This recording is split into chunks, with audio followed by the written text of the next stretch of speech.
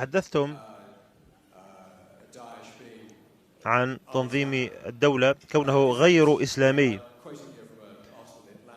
وأنا أقتبس هنا من أحد العاملين في المجلس الأطلنطي. حقيقة أن تنظيم الدولة غير إسلامي هو خطأ، هو إسلامي، لأن هذا التنظيم اجتذب الكثيرين، ولكن هذا التنظيم يعتمد على تفسير لمفاصل إسلامية معينة، وأريد أن تعقب عن هذا الأمر.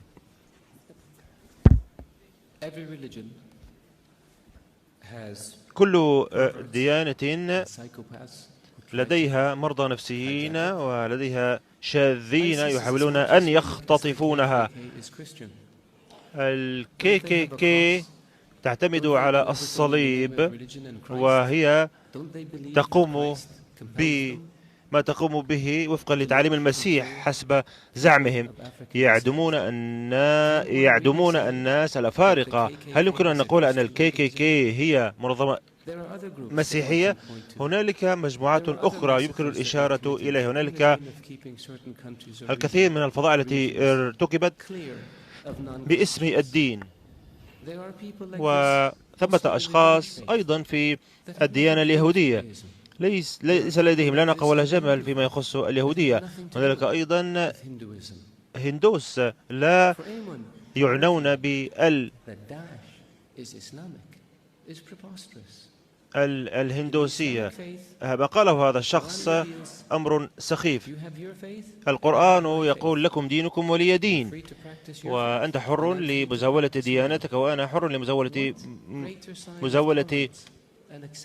ديانتي. هذا هو التسامح. هل تريد أكثر من هذا التسامح؟ وفقا للعقيدة يقول القرآن: من قتل نفسا بغير حق فكأنما قتل الناس جميعا. وبطبيعة الحال العكس صحيح.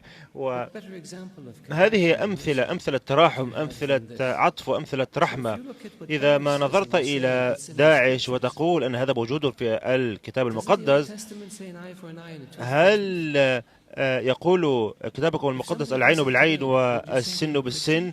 إذا ما قام أحدهم بهذا العمل هل تقول أنه مسيحي أو يهودي؟ لذلك أحذر الناس، لأنه يبدو كأن الأمر أصبح شبيها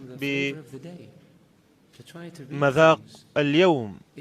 نتحدث عن الإسلام وكأنه يمثل بداعش. كلا، نقول كلا، لأن الديانة الإسلامية والحضارة الإسلامية كانت حضارة حافظت على تاريخ الرومان واليونانيين الأغارقة أو الإغريق، ووفرتها الحضارة الغربية. الحضارة الغربية لم تكن لتوجد من دون الحضارة الإسلامية العربية. الحضارة الإسلامية العربية كانت حضارة ربطت الصين مع أوروبا، وبالتالي كانت عالمية. النقطة التي أشرت إليها سابقا إن حضارتنا توسطية متوسطة، هذا ما عنيته. إذا ما كان الإسلام غير متسامح، وإذا كان داعش يمثل الإسلام، هذا سخيف. هل كان الإسلام ليحافظ على أرسطو وسقراط ويمثلهما ويقدمهما للغرب؟